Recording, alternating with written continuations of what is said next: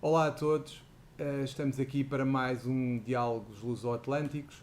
Hoje tenho comigo presencialmente o Rui, que veio fazer-me aqui uma visita a Lisboa. É um gosto ter-te aqui. E vamos falar sobre metaverso. Temos connosco Luís Bravo Martins, licenciado em Comunicação Social, autor em Tecnologias Imersivas e trabalha numa startup em realidade aumentada para a indústria.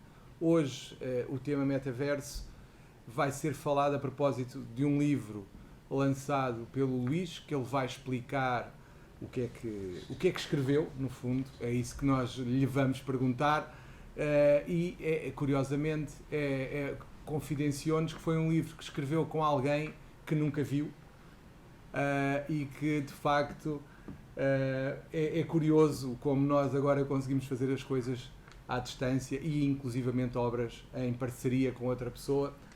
Portanto, muito obrigado, Luís, por ter vindo aqui ter connosco, e hoje estamos aqui num formato especial com um convidado e com o nosso representante do outro lado do Atlântico aqui presente, e eu se calhar começaria já por perguntar o que é que tu escreveste? Basicamente. Qual é que foi a tua ideia quando escreveste o livro? Já agora, o título, que é explicar aqui a todos nós. Sim, o Metaverse See Beyond the Hype. Bom, antes de mais, obrigado pelo vosso convite e por esta conversa, porque o propósito do livro é exatamente isto. O propósito do livro é conseguirmos trazer a conversa do metaverso para fora da bolha tecnológica, onde ela neste momento ainda está. E isto nós já vimos, já assistimos em 2007, 2008 ao que conduz. Portanto, conduz à criação de plataformas, à idealização de várias estruturas tecnológicas que são criadas por tecnólogos, como eu.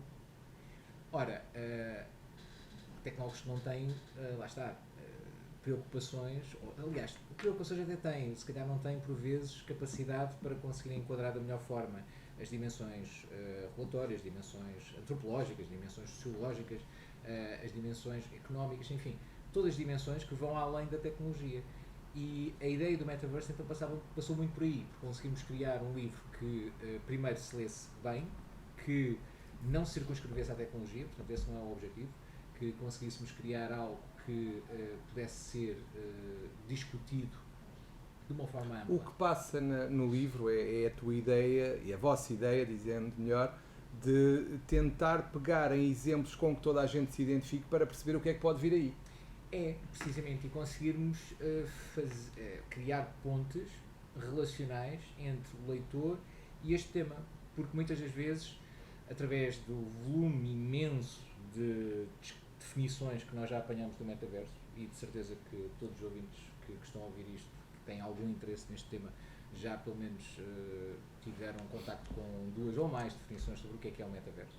Portanto, há muita confusão, há muita indefinição e, sobretudo, há muito medo, porque a indefinição, quando nós não entendemos algo, mas lhe atribuímos relevância, naturalmente temos medo em relação a ela, portanto temos receio sobre aquilo que nós não entendemos.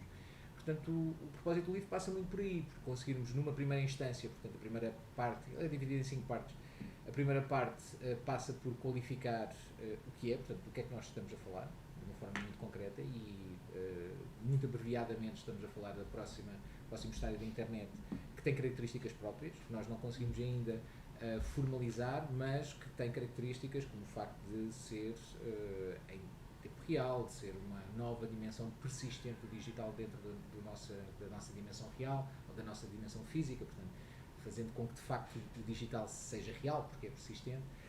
O facto de estarmos a falar de uma dimensão interoperável entre mundos imersivos, mundos em realidade virtual, mundos em realidade aumentada, e depois... O que é que tu entendes por mundos imersivos? Porque é uma das coisas que, antes de passarmos à tua definição de metaverso, à vossa definição de metaverso, ouve-se muito falar em mundos imersivos. Eu tenho a certeza que muitas pessoas não fazem ideia do que isso é. Certo. Então, tu hoje tens várias gerações, de alguma forma, que estão muito habituadas a entrar em plataformas de jogos, como por exemplo Roblox, Minecraft, e passam períodos de tempo consideráveis a jogar dentro desse contexto. aquilo que nós, portanto, existe já um nível de imersividade, não obstante estamos a falar do interface, que é um ecrã que permite separar aquilo que é o mundo do resto. Ok. Ora, ao falarmos de realidade aumentada e realidade virtual, aquilo que nós estamos a falar, sobretudo de realidade aumentada, é tirar as coisas do ecrã. Ou seja, nós estamos a tirar o digital do ecrã, a colocá-lo dentro da realidade física e dessa forma, aumentando a realidade física, nós temos a oportunidade de editar a nossa experiência na realidade física, temos a oportunidade de utilizar espaços como anteriormente nós não utilizávamos, temos a oportunidade de interagir com entidades ou com objetos que não estão lá fisicamente. Portanto, tudo isso permite o quê? Permite que a minha memória, a posteriori, desta experiência, seja a daquele mundo, não de um mundo, do mundo real, como nós entretanto entendemos hoje, mas de uma experiência onde eu me imergi. Portanto, no fundo, então, mundos imersivos, tipicamente, são mundos que são acessíveis através de realidade virtual ou de realidade aumentada, sendo que a diferença entre estas, muito rapidamente, realidade virtual, eu estou a substituir a realidade física por uma realidade digital, portanto, coloco óculos e a partir daí eu estou imerso dentro dessa realidade, enquanto que em realidade aumentada eu estou a sobrepor elementos digitais ao espaço físico, ou seja, eu tenho a oportunidade de visualizar sobre todos os objetos e sobre todos os espaços elementos digitais que só lá estão digitalmente.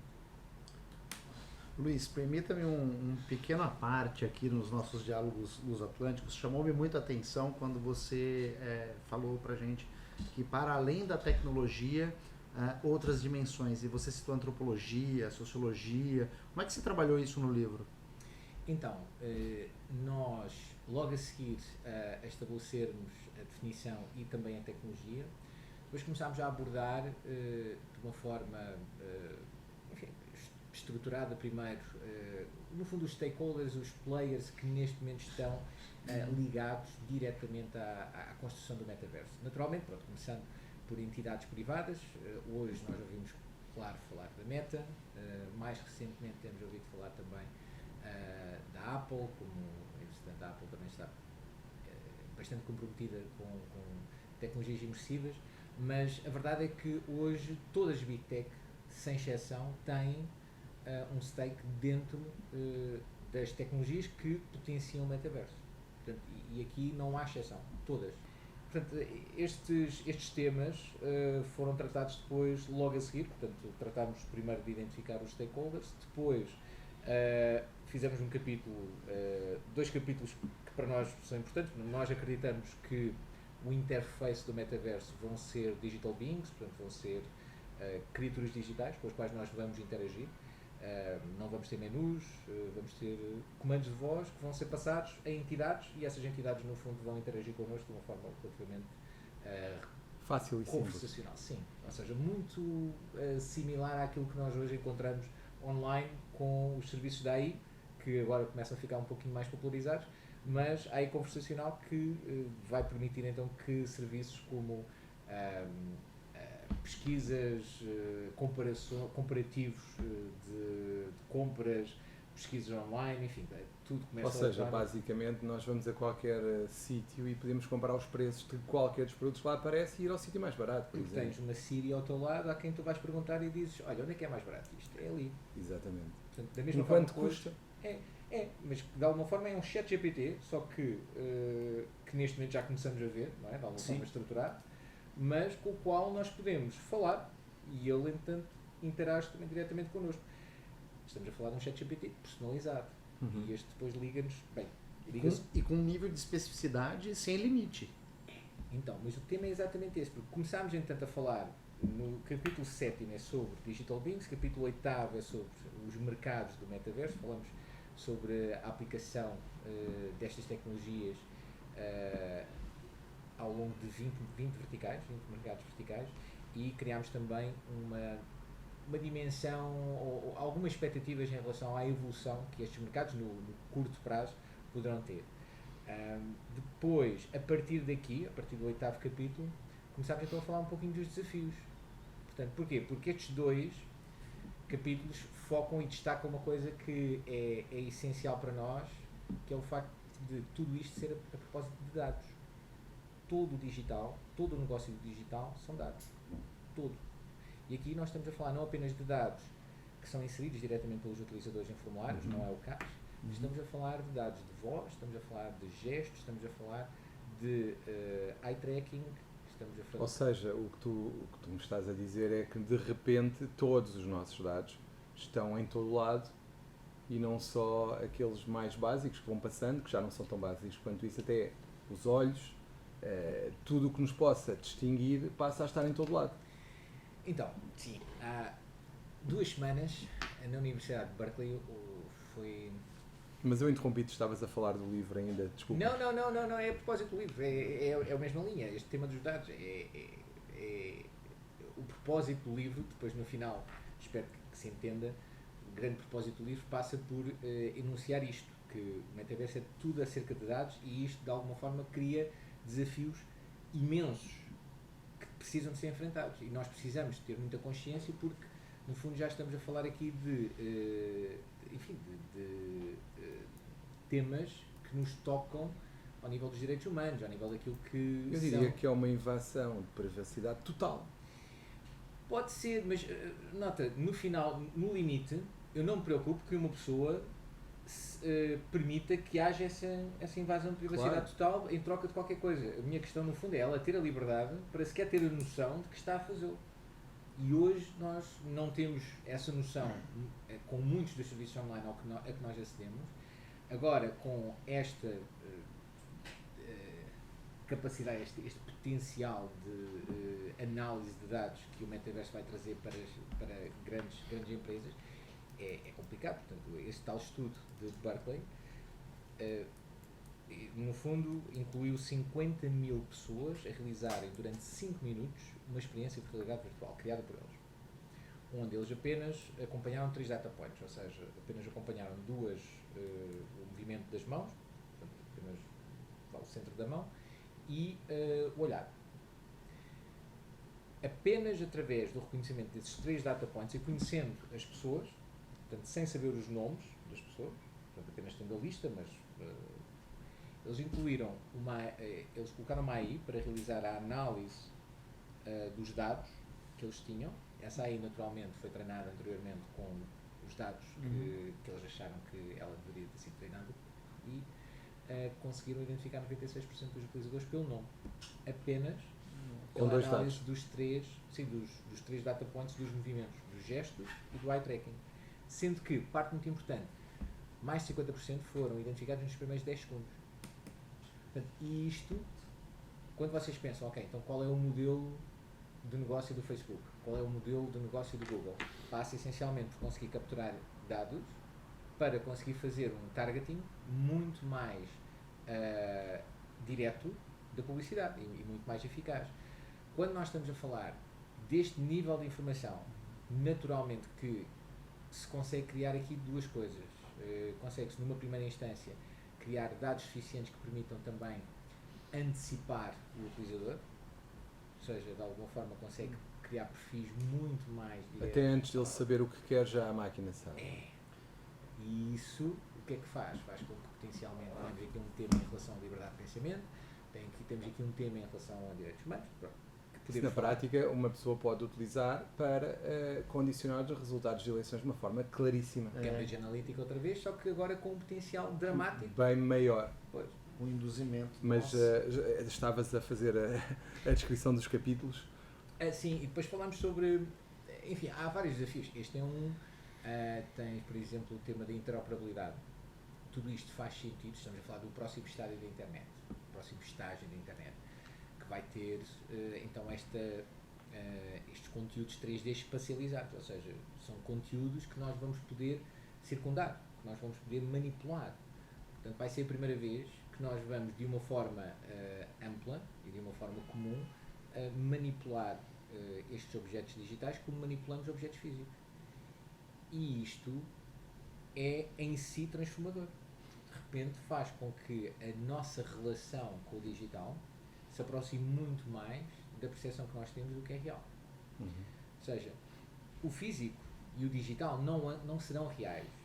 Aliás, não são iguais, mas acredito que hoje já são em determinados aspectos reais e sê-lo-ão de uma forma muito maior a partir do momento em que estejamos a falar então desta nova web 3D, espacializada e persistente, que no fundo vai estar sempre disponível. Portanto, vamos falar sobre essa necessidade de interoperabilidade, ou falámos, e falámos também sobre temas de genericamente de segurança, portanto, que existem, já estão muitos identificados, imensos temas de segurança, existe. Luiz, permita-me mais uma parte. É assim, ouvindo você falar, eu tive a nítida impressão, e eu comentava isso com o João ao longo do dia de hoje, há um filme com o Bruce Willis, The Surrogates.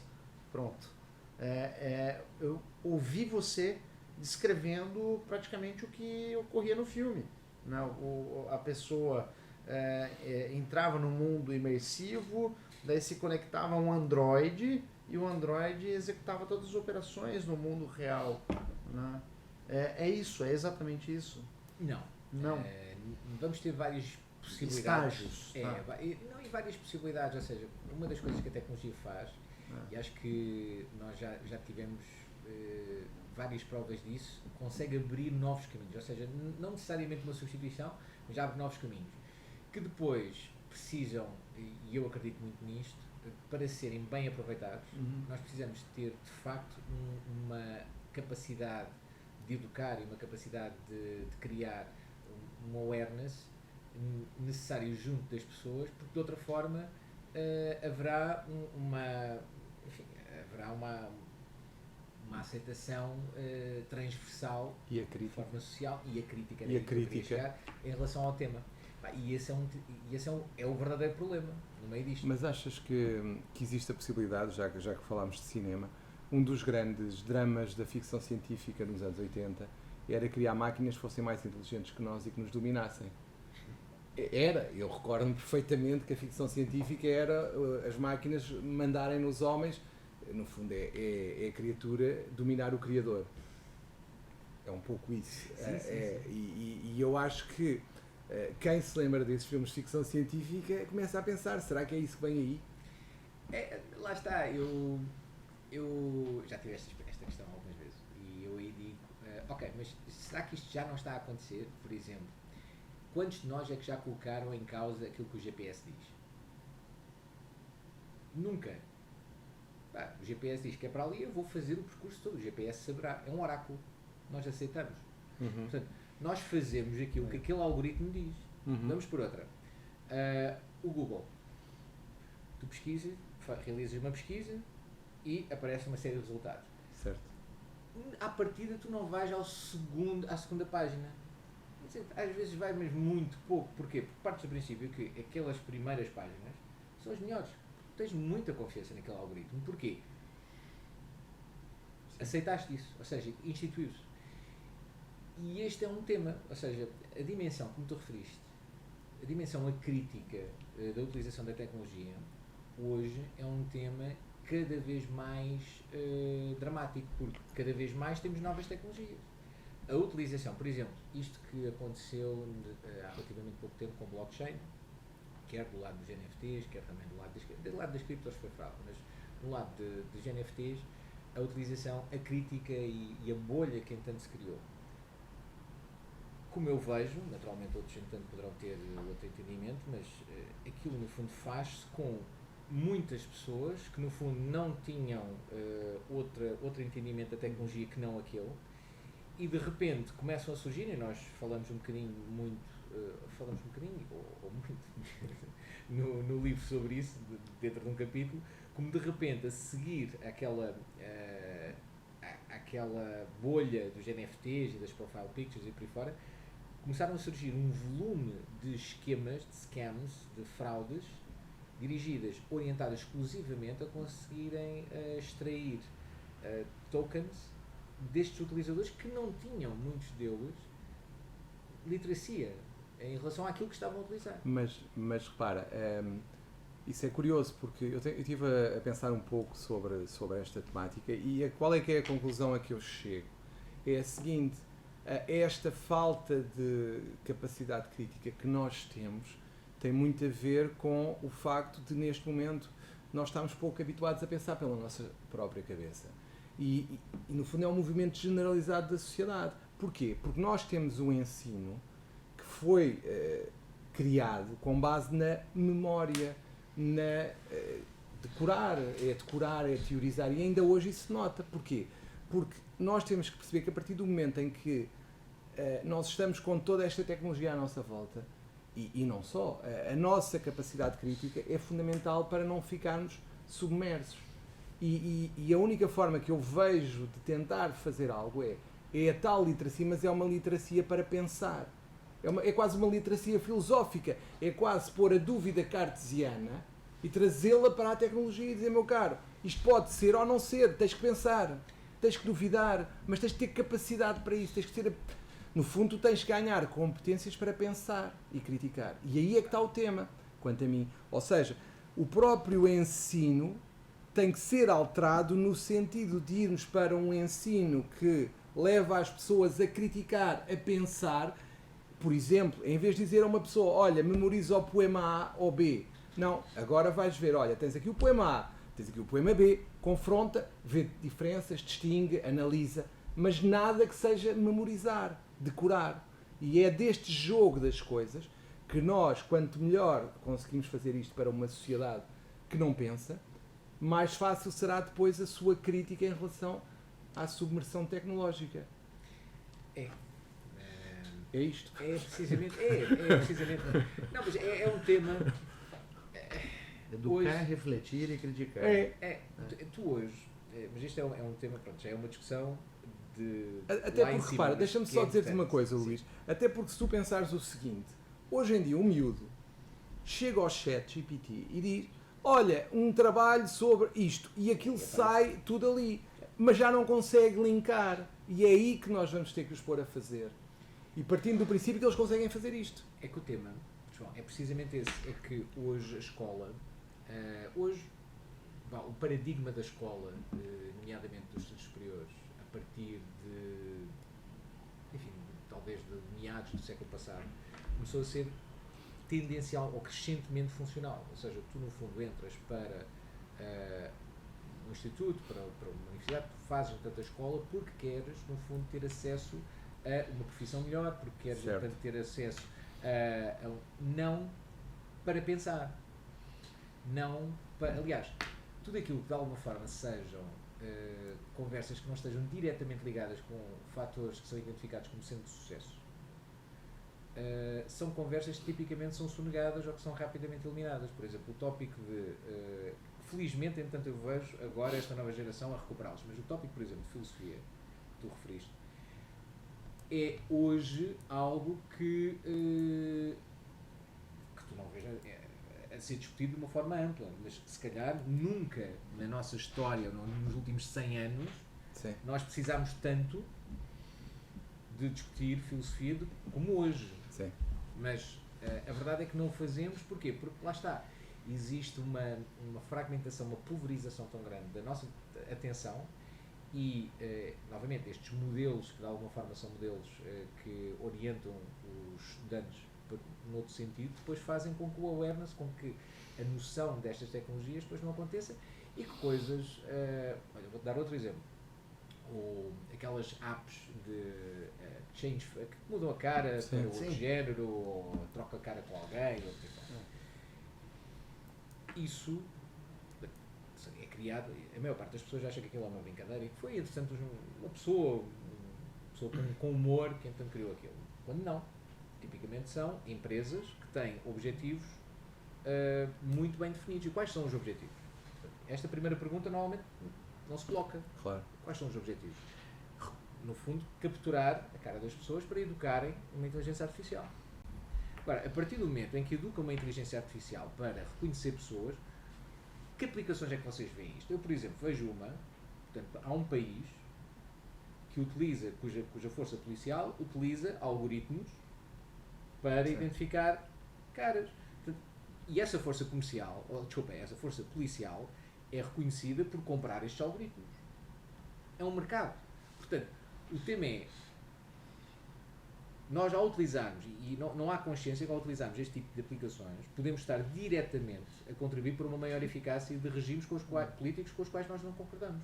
Sim. E a verdade é que hoje perguntas a um destes estudantes, olha, mas tu utilizas isto? É pá, sim, porque é muito engraçado. Quando lhes explicas isto, eles ficam horrorizados e dizem, então não vou nunca mais entanto utilizar Eles isto. não Então, têm consciência. Não. porquê é que não existe este tipo de consciencialização ou este tipo de currículo nas escolas, nas universidades? Porquê é que não existe a utilização responsável de tecnologia como uma cadeira obrigatória em qualquer curso que diretamente ou indiretamente...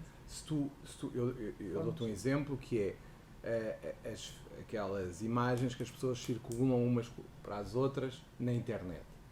Como é que tu explicas uma coisa destas perante pessoas da minha idade que fazem esses envios, sabendo todos nós o risco que aquilo representa? Mas mesmo assim as pessoas continuam a fazer. E a Polícia Judiciária, por exemplo, faz e aconselha a utilização responsável, etc. Mas as pessoas acham que não vai acontecer, porque a sensação de segurança que transmite estarem só com um computador, com um smartphone, com um tablet, com o que for, a falsa sensação de segurança por estarem sozinhos com aquilo no quarto ou onde quer que seja, faz com que estejam quase numa fortaleza inexpugnável sem perceberem que isso já não é bem assim. Exatamente. É isso mesmo.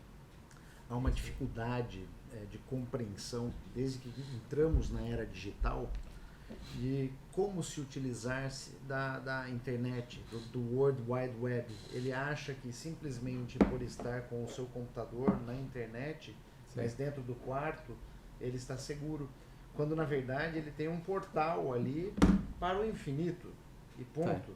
E detalhe, por não compreender isso, não houve efetivamente o rompimento do paradigma para as estruturas educacionais, para ensinar a criança, o jovem e o jovem adulto que vai para a universidade, para refletir sobre o uso das novas tecnologias, sejam quaisquer que sejam elas, independentemente. Sim, sim. É isso. Mas, no fundo, Luís, o que é o metaverso? Que é a pergunta que ainda não conseguimos fazer, mas que é, no fundo, o que toda a gente pergunta. A maior dificuldade é alguém conseguir definir o que é o metaverso. Sim, e bom, eu também não tenho uma resposta, mas posso dizer aquilo que ele não é, começando pelo facto de dizer que ele ainda não está aqui, ou seja, quando aparecem no LinkedIn todos aqueles profissionais especialistas do metaverso há 10 anos, não há, haverá então pessoas que trabalham em tecnologias que a dada altura vão convergir e que são aquilo que nós chamamos no livro como os building blocks of the metaverse. Não é, ou não será, não é o metaverso. O metaverso então é este novo estádio da internet que se estima, lá está, que irá surgir daqui a 10 ou 15 anos, não sabemos, mas que decorre da convergência que já começou a acontecer há bastante tempo da tecnologia. Portanto, temos de um lado, não sei se vocês já se aperceberam, mas por exemplo, o telemóvel hoje é algo que hoje, quando comparado por exemplo que era há 10 anos, é uma coisa absolutamente, uma ferramenta que agrega 200 outras. Tudo menos telefone, quase. Aliás, tanto que há um estudo que nós referimos lá no livro, que é da Deloitte, a Deloitte Tech Trends Report, que refere que 59% da Gen Z e Millennials, quando lhes foi perguntado qual a função que eles retiravam do telefone, 59% responderam a voz, seria a primeira a ir à vida. Porque hoje eles valorizam tão mais o resto. A voz, hoje inclusivamente, é por vezes um constrangimento, ou então, agora, se vocês de certeza que têm a mesma experiência, a voz é inclusivamente um meio de comunicação deferido. Ou seja, eu gravo mensagens de voz e pior.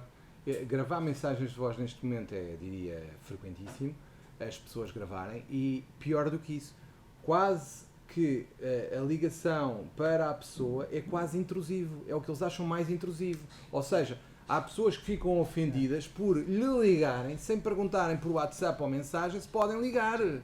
Sim. Para um telefone. Sim. Que é o suposto no início disto tudo. Ou seja, há uma subversão total da função do telefone, que começa por ser para falar com as pessoas, para passar a ser algo que é tudo menos isso, quase.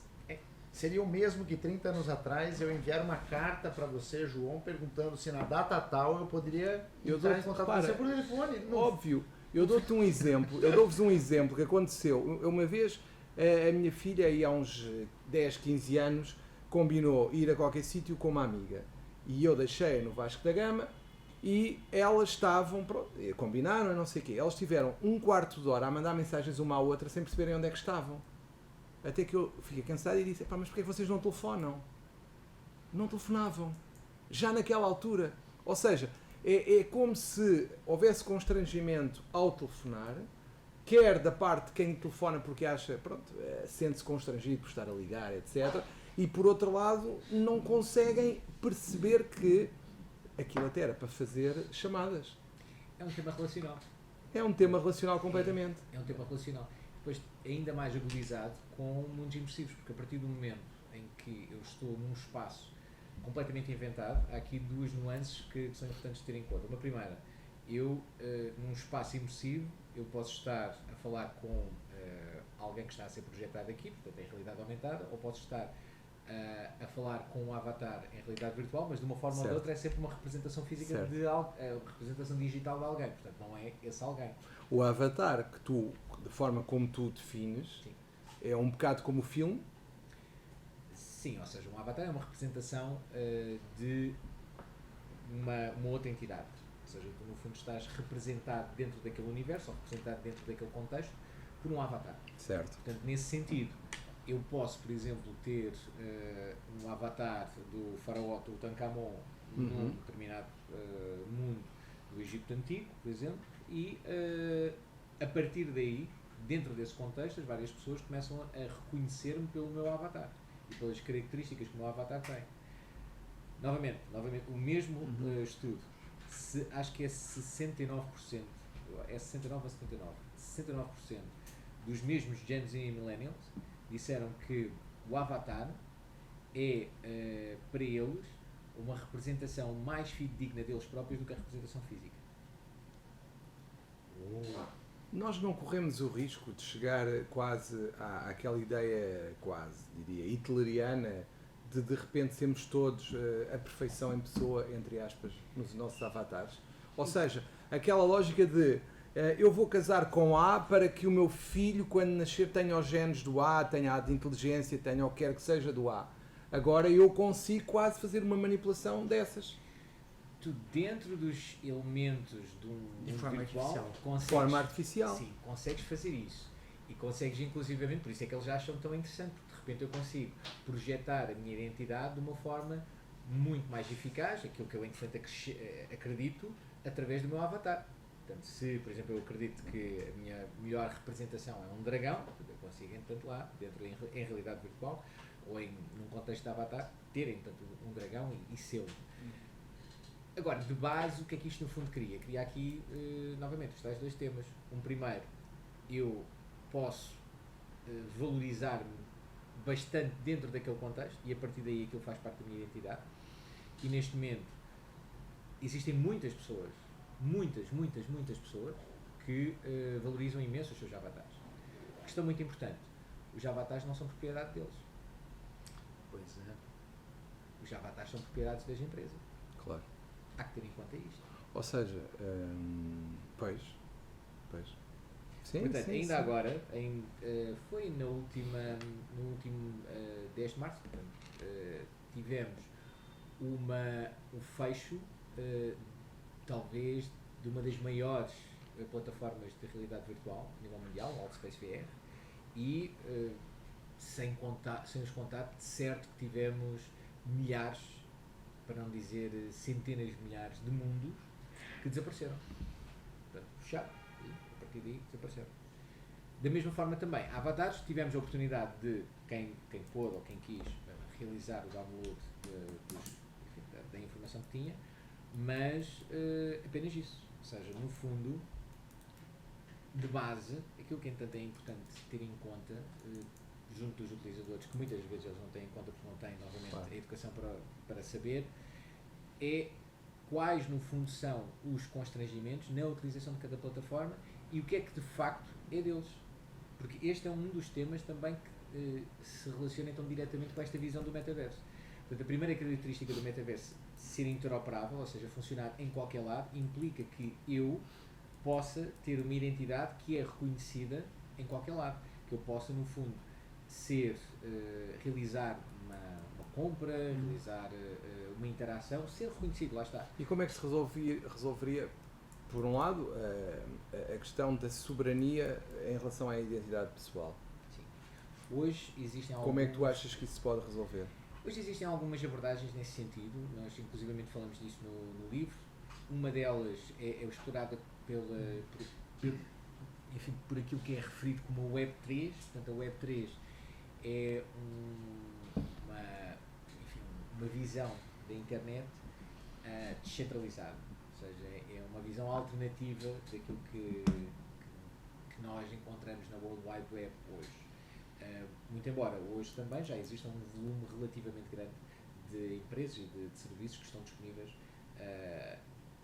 através em Web3 e através de plataformas blockchain e que permitem que consigamos em todas elas ser reconhecidos unicamente através da nossa wallet, ou seja, através daquilo que no fundo, se quiseres, é a nossa carteira digital. Não é exatamente assim, mas pronto.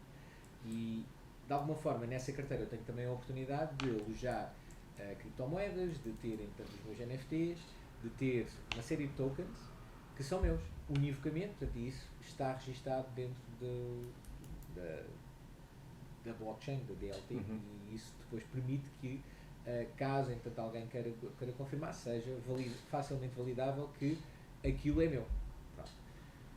Agora, isto no fundo é uma abordagem. Existe naturalmente uma outra que tem diretamente a ver com a nossa experiência no mundo físico.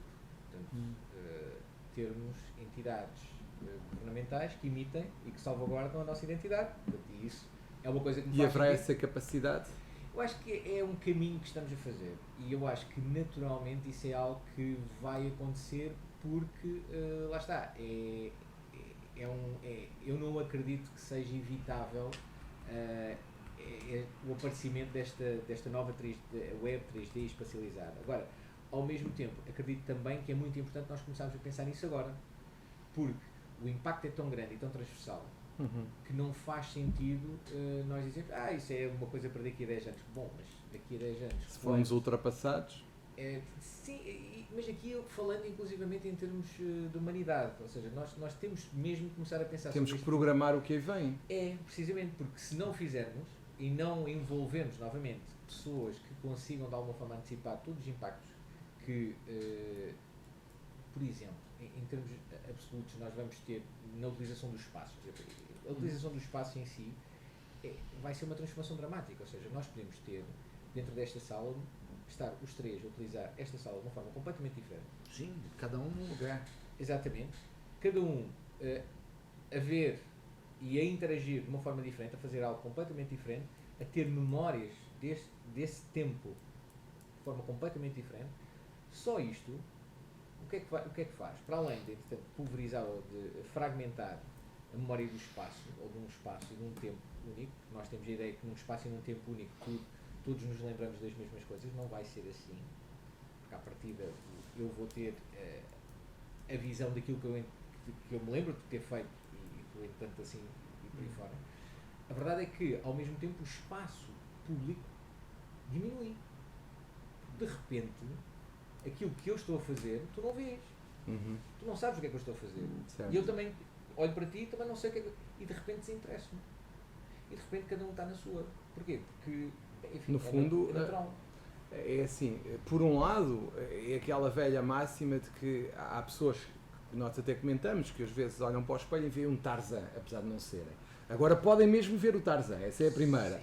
Essa é a primeira. Permite-se concretizar esta fantasia de cada um de nós. Eu acho que sou super-homem, agora posso ter um avatar que concretize esse meu desejo, por exemplo. E depois, por outro lado, a criação deste meu mundo, desta minha, no fundo, fantasia, esta concretização da minha fantasia do que eu quero ser, faz-me também criar todo um mundo que é só meu. Ou seja, nós vamos ter tantos mundos quanto cada um de nós for capaz de criar. Podemos ter esse risco. podemos ter isso, e falar de um metaverso também é sempre arriscado precisamente por isso, porque provavelmente o que nós vamos ter é um metaverso com imensos mundos de cada um de nós. Cada um de nós cria, entretanto, o seu próprio templo, mas mais do que isso, a nossa realidade editada, mas mais do que isso, o tema é a valorização que também é necessária nós realizarmos, a par disto, daquilo que continua a ser o nosso mundo partilhado, público, que está cá fora. E como é que tu achas que isso pode fazer? Quando as pessoas já tentam por tudo criar o seu mundo e fugir ao confronto, à rejeição dos outros, isso não é uma escapatória fácil? E depois ainda acrescento, doubling down, ainda acrescento o tema de hoje nós não estarmos muito virados para consensos e não estarmos muito virados também para a discussão democrática. Porque isso, não, de todo. Porque isso não é imediato. Nós estamos muito habituados ao imediato. Estamos cada vez mais habituados ao imediato. E fogem ao confronto. As pessoas fogem ao confronto. Se Sim. puderem ter a mediação de uma máquina para não confrontar, por exemplo, pedir um divórcio por máquina, por SMS, que eu já vi, despedir por SMS, ter uma discussão por SMS para não ter o embate direto, convidar alguém para sair por mensagem para não ter a rejeição física, presencial. É que o que vai acontecer é, com tudo o que nós estamos a ter neste momento à nossa volta, esta fuga da rejeição, da frustração, temos uma realidade que nos permite fugir a todas as frustrações e mais algumas. Neste momento, sim. Claramente há esse risco de, diria mesmo, de autismo, em relação àquilo autismo social, vá. E hoje já começamos a ver também, lá está, o tal tema relacional que nós falávamos já há pouco, a apontar um pouquinho nesse sentido. Agora, ao mesmo tempo, por isso eu digo, é muito, muito importante conseguirmos capacitar e educar pessoas, porque ao mesmo tempo eu acredito mesmo muito que isto acontece porque não existe uma educação e uma orientação que permita dotar as pessoas de ferramentas, porque a partir do momento, por exemplo, eu tenho um miúdo com 9 anos e a partir do momento em que lhe dotei, eu consciencializei alguns aspectos, tendo em conta o entendimento que ele hoje tem em relação ao mundo, ele é alguém que hoje já tem algumas preocupações em relação ao consumo de dados, por exemplo, que algumas aplicações podem fazer. Portanto, e nesse sentido é alguém que me vem perguntar, olha, vi isto. Portanto, estamos a falar de alguém que aprendeu a ler há pouco tempo, portanto, está ainda aqui num patamar. Mas isto tudo para dizer, acredito que a partir do momento em que haja essa oportunidade para capacitar na utilização responsável de tecnologias e, sobretudo, na avaliação crítica e multidisciplinar das tecnologias e das plataformas tecnológicas em universidades, em escolas, de uma forma ampla, acho que aí vamos começar a ter a oportunidade para conseguir evitar de uma forma mais clara isso. Agora, que é muito fácil nós delegarmos na tecnologia decisões, sem dúvida. Que é muito fácil nós conseguirmos entrar em loops em que inclusivamente começamos a sentir precisamos no fundo de relaxar e então vamos não ver televisão, mas vamos entrar naquele mundo porque é uma coisa que me relaxa e que tem muita piada, portanto consigo inclusivamente falar com o Humphrey Bogart, que é um digital being, que eu gosto imenso então, de falar com ele. Portanto, tudo isto, no fundo, acredito que é escapismo, vai acontecer, e a questão é que poderá haver alturas em que isto vai acontecer de uma forma que não é de todo saudável. Começar, no fundo, a conseguir antecipar isso e começar, no fundo, a, inclusivamente, por exemplo, envolver profissionais de doença mental, profissionais de psicologia, profissionais de sociologia, consigam, de alguma forma, começar a estudar os possíveis impactos que isto, no fundo, pode trazer, e que já está neste momento a trazer. A ter a saúde mental, sim. Isso, acho, é um dos principais objetivos que nós temos também aqui com este livro. Aliás, o tema da saúde é dos maiores, e o da educação, são os dois maiores verticais que nós abordamos dentro do livro. No fundo, eu estava aqui a pensar e a imaginar. A questão da saúde mental é óbvio que é inevitável tratar, numa altura em que se fala que cada criança, até uma certa idade, não me recordo agora exatamente qual é essa idade, só deve ter não mais de 1 hora de telemóvel, por exemplo, em que nós sabemos que é precisamente o contrário que acontece. É mais fácil dar-lhe o telemóvel e deixá-lo estar para lá. Em que nós estamos a conduzir a tal alienação da sociedade por via do tal escapismo que falaste. Faz sentido continuar a falar em direitos humanos, a cidadania?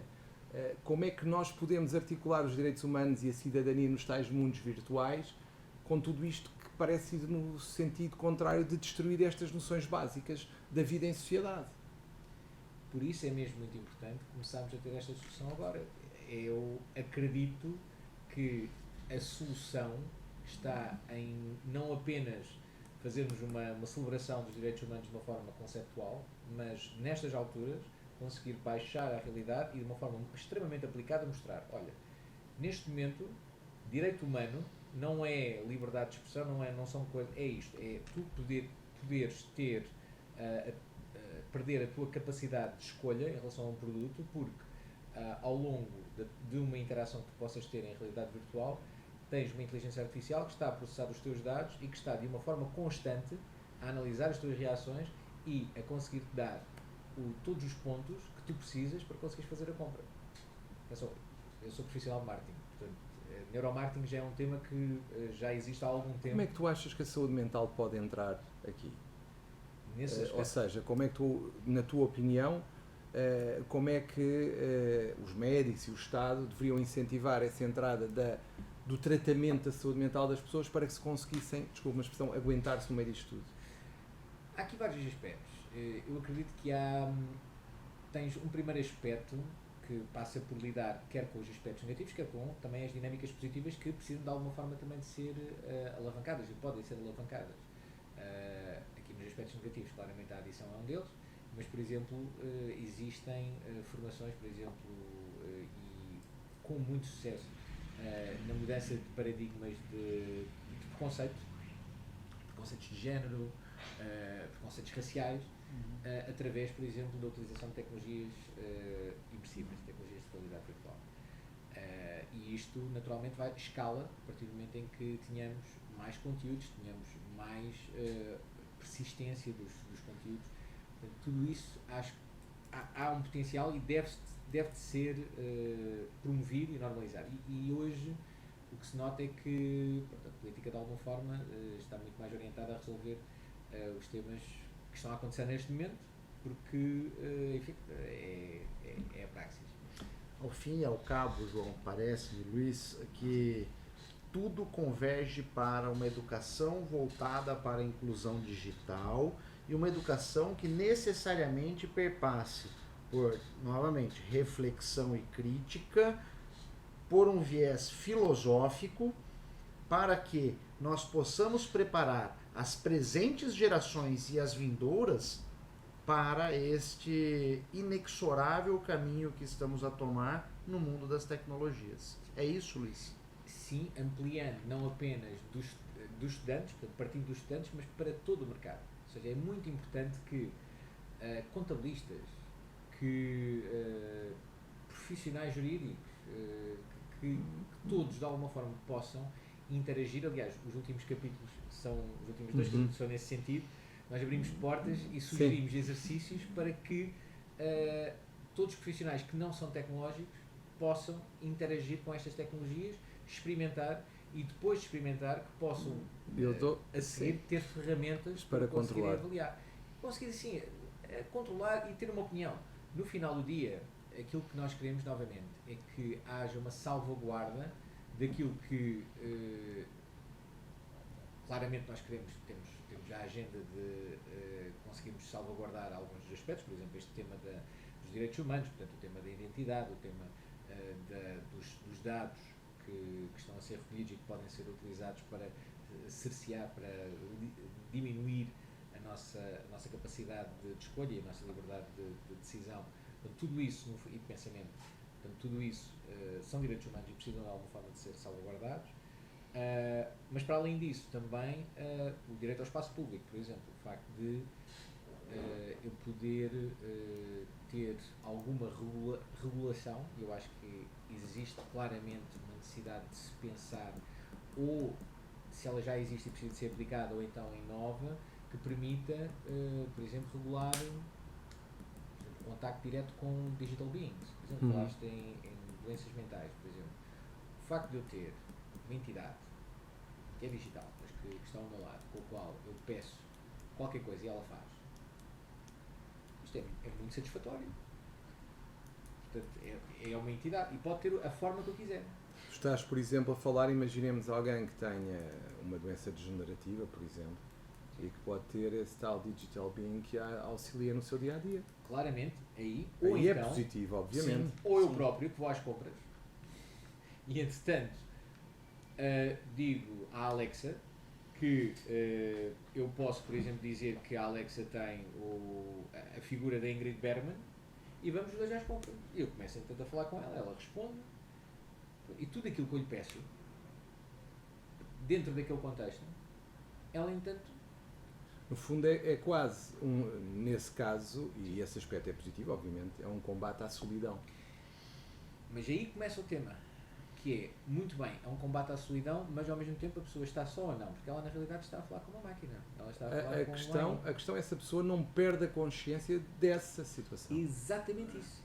E depois, o tema é, eu acredito que nós, a dada altura, agora estamos numa fase de natural entusiasmo em relação às ferramentas como, por exemplo, o ChatGPT e por aí fora. Eu acredito que talvez, ainda esta década, vamos começar a ver marketplaces que vão vender algoritmos, este tipo de algoritmos, este tipo de serviços verticalizados com objetivos muito definidos. Por exemplo, eu poderei comprar ou alugar ou aceder ao serviço de um algoritmo que me vai ajudar, lá está, nas compras, que me vai ajudar a por exemplo, falar melhor em público, que me vai ajudar, por exemplo, a aprender uma competência, ou que vai, por exemplo, automatizar alguns dos aspectos do meu trabalho. Portanto, eu acredito que isso, a dada altura, ficará disponível com um clique. Portanto, nós, ou com num ecrã, ou então, enfim, eu estava a pensar no que estavas a dizer, não sei se o Rui concorda, mas há uma coisa que tem sido falada por ti ao longo desta nossa conversa, que é a questão do espaço público, dos mundos customizados, da forma como eles aparecem e da forma como eles podem interferir ou não com o espaço público. A questão é, na prática, como é que se pode salvaguardar o espaço público e pode continuar... Aliás, eu acho que a primeira pergunta é esta. Como é que nós vamos continuar a ter espaço público quando todos estes mundos podem ser customizados à medida de cada um? Duas formas, acho eu. Uma primeira, conseguindo valorizar o espaço público físico que nós já temos e criando dinâmicas que permitam que as pessoas possam não só explorá-las de forma filtrada, mas que possam inclusivamente conjugar-se, que possam interagir no espaço público de forma partilhada, portanto, e criando memórias conjuntas. Portanto, a forma como isto pode acontecer passa naturalmente pela criação de serviços que estão disponíveis exclusivamente no espaço público físico, ou então aumentar, de alguma forma também tira partido do espaço físico, mas que seja transversal, ou seja, e aqui nós estamos a falar de haver mundos virtuais onde todos os cidadãos estão. Do outro lado, eu acredito também que a dada altura vamos assistir aqui a um tema cultural.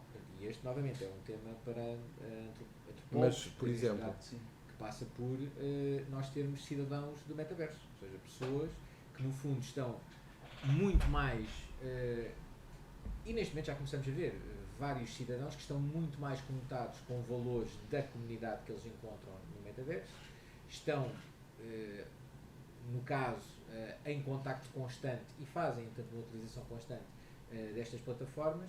A partir do momento em que nós temos então um metaverso que é 3D, persistente, portanto, por persistente estamos a falar de todas as experiências no fundo estão, a partir do momento em que eu coloco o filtro, no local onde eu as deixei, ou então onde alguém as deixou e criou para mim.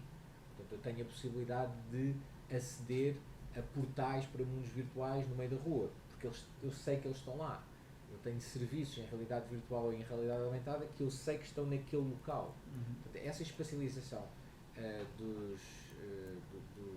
destes elementos digitais, a parte também pronto, dos mundos em realidade virtual, vão completamente transformar a nossa relação com o digital em si.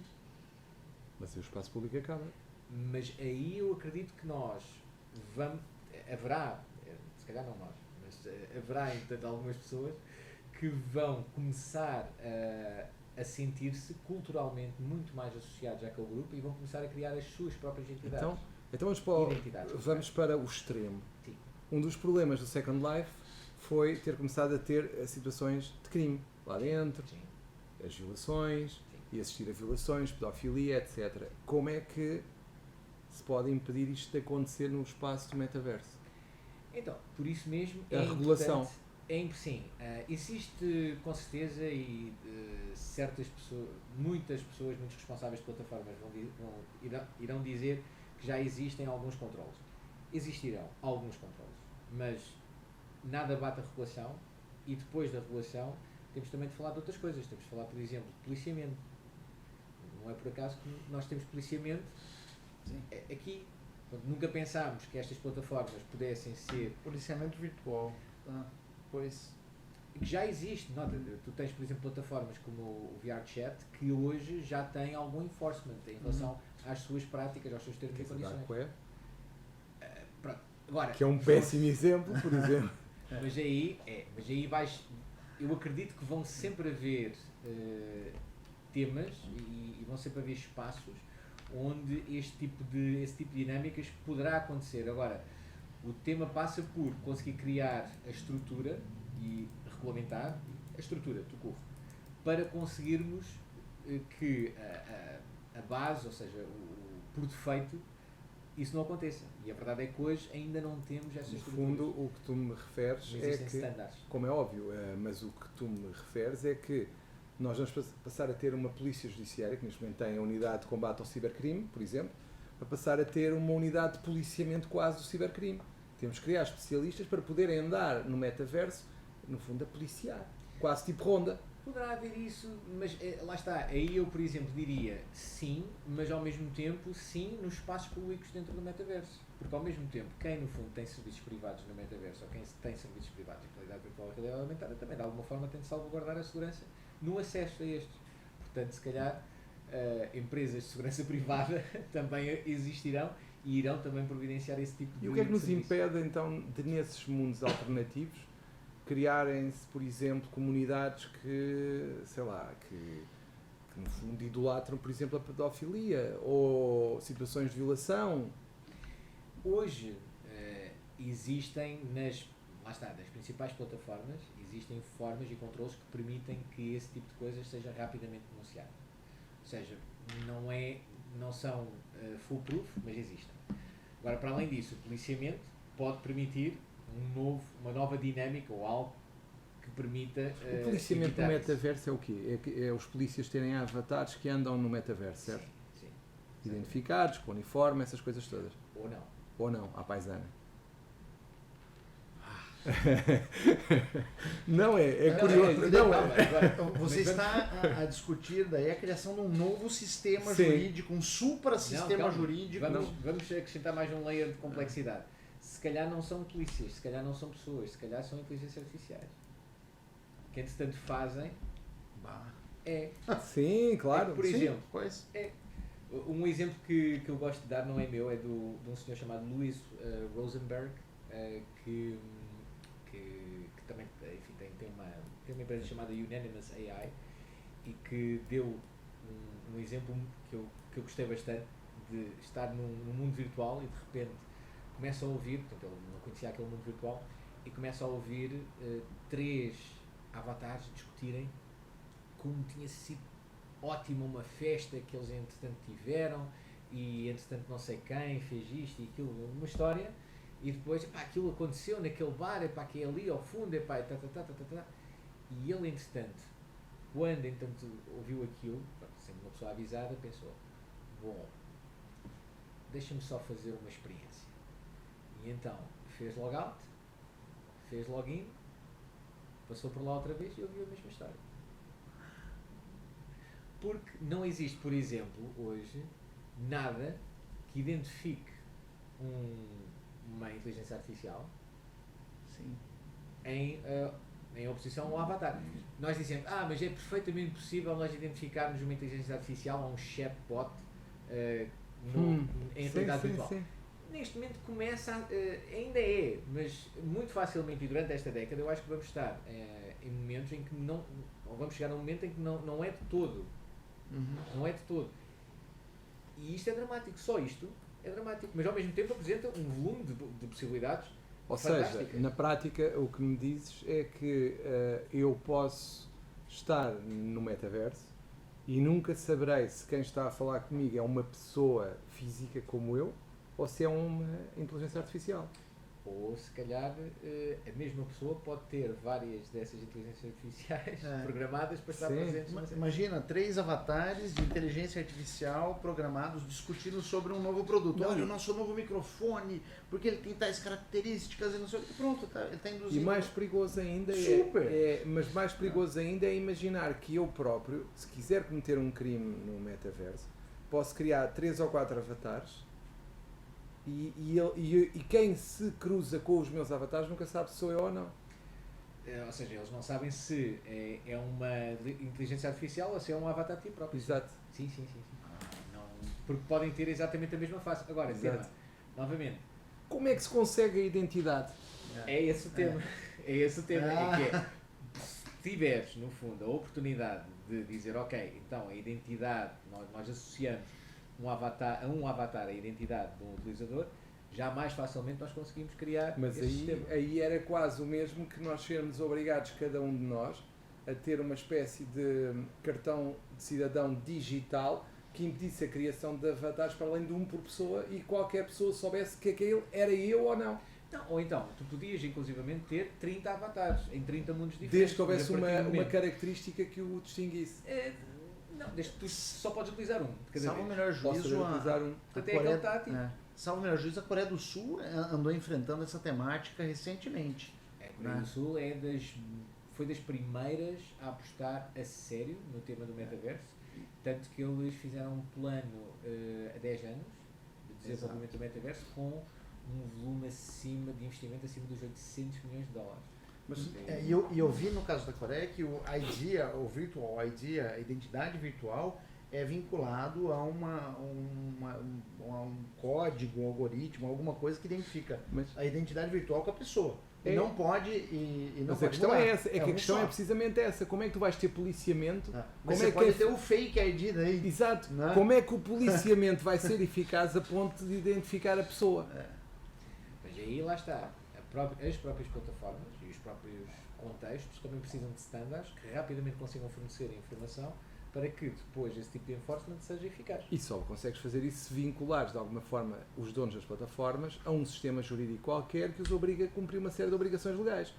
E aí é que está. Aí é que está o grande tema, porque de repente tu tens dentro da mesma plataforma pessoas que vêm de 182 sistemas jurídicos diferentes. Não, estou a brincar. Mas é quase isso. E no fundo é aquilo que se falou há uns anos atrás, agora está-me a faltar, mas creio que foi nas eleições, foi na eleição do Trump, em que se disse que os algoritmos foram todos condicionados para dar a vitória ao Trump e para influenciar as pessoas a votar Trump.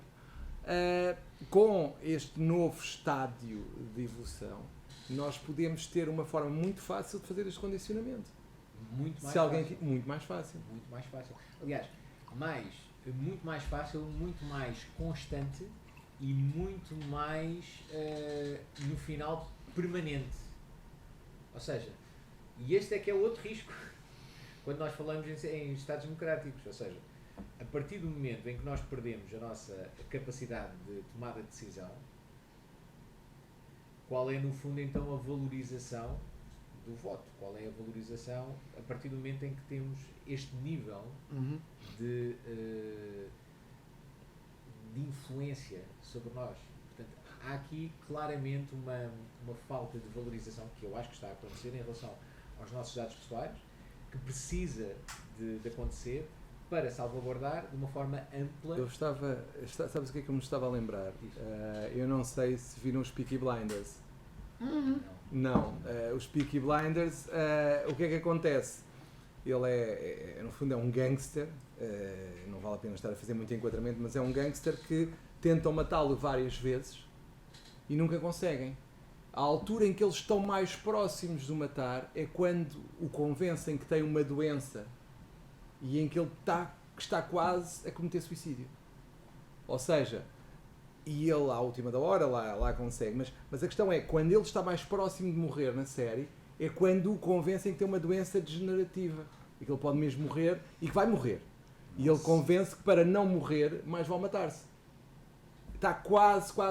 Eu diria que aqui estamos nessa fase, ou seja, não é algo externo, é algo que quase entra em nós, que nós, se não percebermos que está a entrar em nós, vamos seguir aquela indução, e por isso os tais dados e a tal indução que é feita, e vamos ficar limitados, obviamente, na liberdade de pensamento, porque estamos a ser conduzidos por um caminho que alguém nos quer levar. Exatamente. É exatamente isso. E aí a tal inteligência artificial pode, no fundo, condicionar-nos. E muito. De uma forma constante. E muito.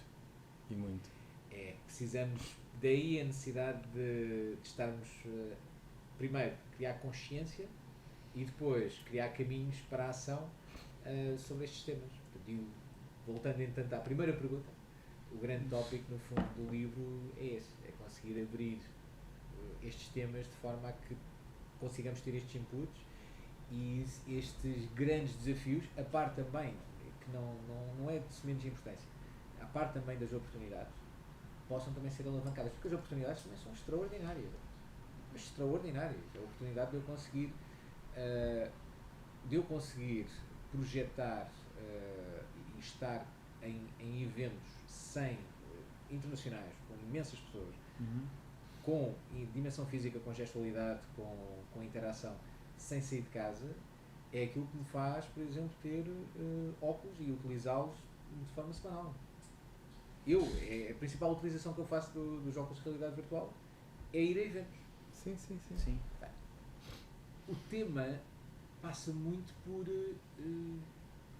por isto, por conseguirmos perceber esta transversalidade de oportunidades e depois conseguir, sobretudo, permitir que quem hoje se calhar está assustado com todas estas tecnologias consiga, entanto, um bocadinho entre em contacto com elas, mas de uma forma desinteressada, de uma forma desmistificada. Portanto, esse, no fundo, foi o principal foco. Lá está, não querendo fugir aos desafios e não querendo também deixar de destacar as oportunidades. Eu até diria que é um livro, genericamente um livro positivo, mas muito descomplexado em relação aos desafios que nós temos pela frente. Pois. No fundo, o que pretende alertar é para a necessidade de não perdermos a base, que é, no fundo, a ética. Sim, e sobretudo para um negócio grande, nós estamos muito orientados com o nosso livro também para capacitar pessoas no mercado e nós acreditamos que só faz sentido nós termos um metaverso se houver confiança. Como em qualquer plataforma, claro, como em qualquer sítio. E essa confiança só acontece quando é mútua. Sim. Para haver confiança mútua precisamos ter regras do jogo. Sim. E as regras do jogo, quão mais são, vamos dizer, descentralizadas, isto ainda é outro tema, mais obrigam a que haja uma educação das pessoas. Portanto, e uma capacitação das pessoas em relação às ferramentas, em relação aos seus direitos, em relação aos seus deveres. Portanto, naturalmente que eu acredito muito que a grande, imensa maioria do metaverso não vai ser, no futuro, não será um fenómeno descentralizado, mas acredito que haverá parcelas que serão descentralizadas. O que tu entendes por descentralização nesse tema? Blockchain, ou seja, utilizarão no fundo ferramentas, lá está, utilizarão ferramentas de blockchain, por exemplo, tokens de NFTs, e para de alguma forma conseguirem se identificar de uma forma autorregulada, ou seja, e de uma forma muito transparente, ou mais transparente, no sentido em que toda a informação ou alguma informação fica disponível na chain. Acho que existem muitas lacunas dentro desta tecnologia que serão a dada altura também resolvidas e que neste momento já começam algumas delas também a ser resolvidas. É um espaço que eu particularmente gosto, sobretudo pela paixão que todos os entusiastas dentro do espaço Web3 têm, e não só, e também pelo valor de muitos dos serviços que são propostos. E acredito por isso também que haverá então um espaço neste metaverso que será descentralizado, para o bem e para o mal, mas que claramente também na minha cabeça não consigo conceber um fenómeno global do metaverso que não seja, lá está, centralizado. Portanto, precisamos no fundo ter, da mesma forma que nós na internet, por exemplo, já temos o ICANN que tutela os domínios, por exemplo. Nós vamos precisar de uma entidade que eventualmente tutele a associação dos elementos digitais, por exemplo, aos espaços físicos. Sim. Porque senão podemos ter squatting. Não faz sentido. Por exemplo, hoje eu consigo fazer ou colocar uma máquina de vending do que eu quiser em realidade aumentada num cemitério, num templo religioso. Consigo colocar uma promoção em realidade aumentada, uma promoção a um medicamento no meio de uma farmácia. Porquê? Lá está, porque à partida eu estou a ver aquilo a partir do meu telemóvel. Mas a partir do momento em que não seja do meu telemóvel, mesmo aí é estranho, porquê? Porque eu consigo, no fundo, circundar, consigo interagir com aquele fenómeno, com aquela experiência, da mesma forma que eu interajo com os elementos físicos. Portanto, já de si, na minha opinião, é diferente. Mas a partir do momento em que nós estamos a falar da visualização destas experiências através de óculos, ou seja, hands-free, onde eu interajo e onde eu, da mesma forma que pego neste copo físico, eu também pego aqui numa representação, numa fotografia da minha avó, tudo isso acredito eu, vai fazer com que vai fazer com que a minha experiência e a minha forma de estar mude completamente. Eu estava inclusivamente aqui a pensar, é de facto é um mundo. É completamente transformador o volume, porque a partir do momento em que nós começamos a falar disto, não é? Começam a sair vários N fatorial assuntos. Vocês estavam falando agora, comentando, e eu pensando, mas e a questão da jurisdição? Como é que vai ficar? Aliás, o próprio Estado. Sim, como é que vai ficar o Estado depois disto? Os Estados, como é que vão ficar depois disto tudo? O próprio conceito de soberania relativizado por conta do metaverso. E assim, eu comecei a pensar em diversos assuntos, eu falei, parou, calma, isso é assunto para mais uma centena e outros podcasts. É quase. Porque quase. O nível de transformação que estamos a falar é um nível de transformação fundacional.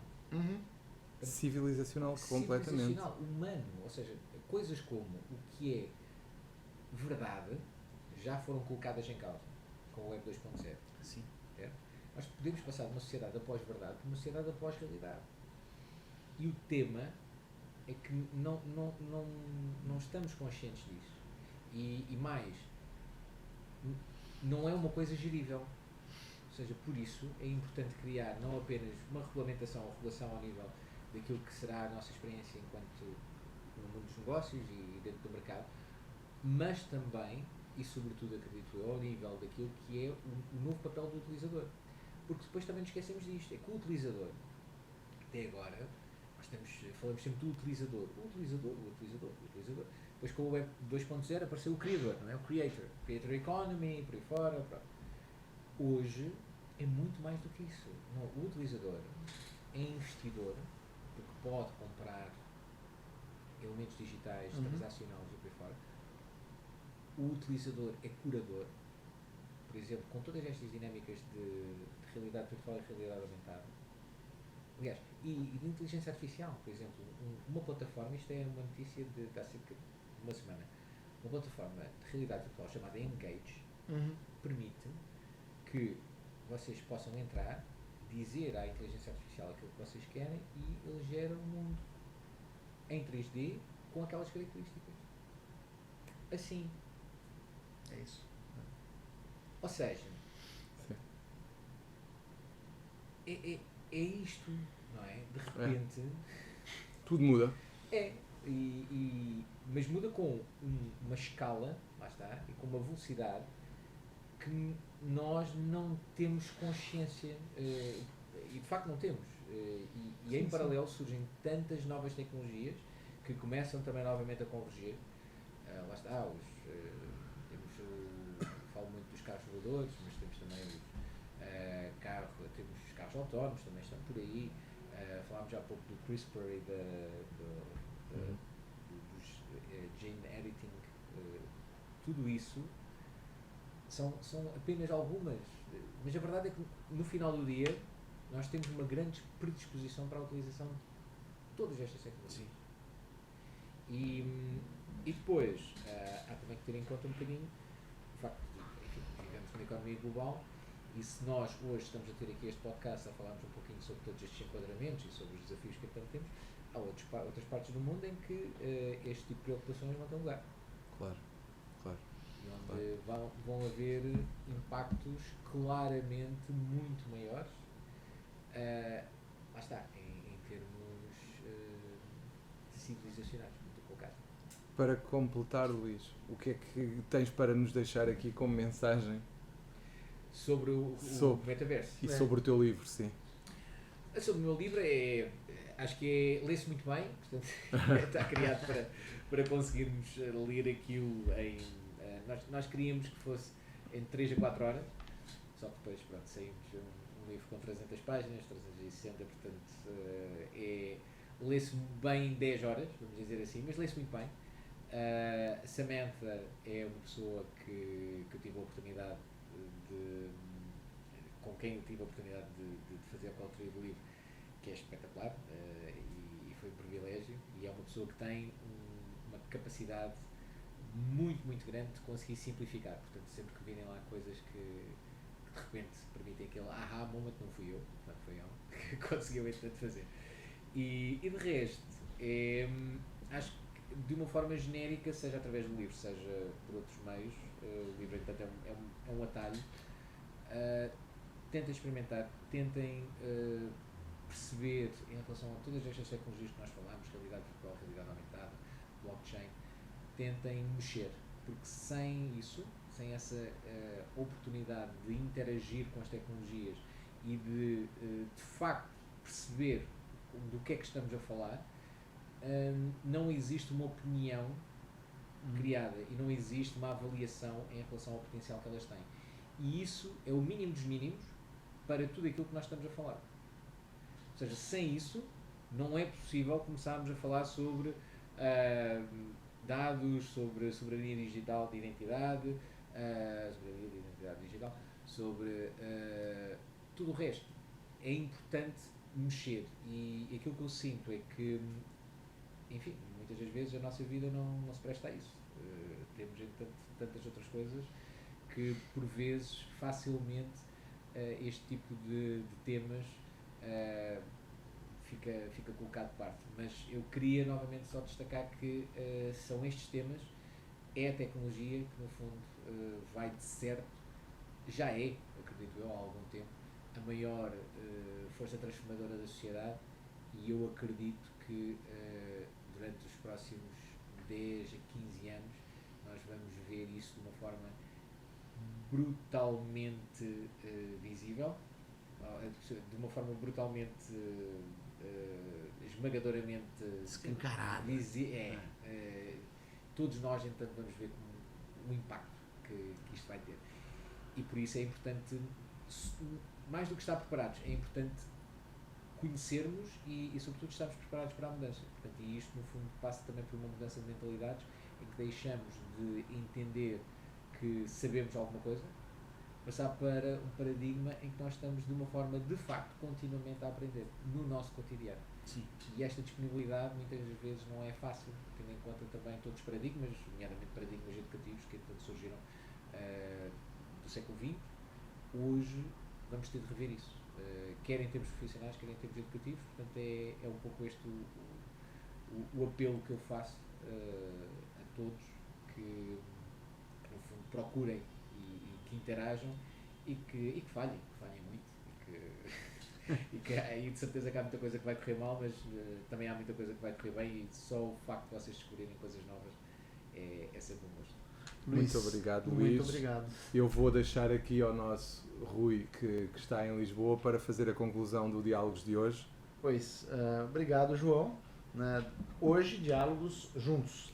Luís, muitíssimo obrigado por permitir que nós sorvêssemos do teu conhecimento, da tua reflexão, e permitisse que nós fizéssemos alguns questionamentos que sabemos são superficiais diante da complexidade do assunto metaverso.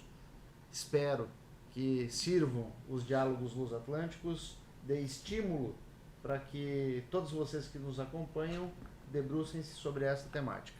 Um grande abraço. Hoje, excepcionalmente, diálogos luso-atlânticos diretamente de Lisboa. Até logo. Obrigado. Pronto. Foi uma conversa muito interessante. Nossa, agradabilíssimo. E estávamos aqui horas. Dá para ficar? Dá para ficar horas e horas a falar. Sim, sim.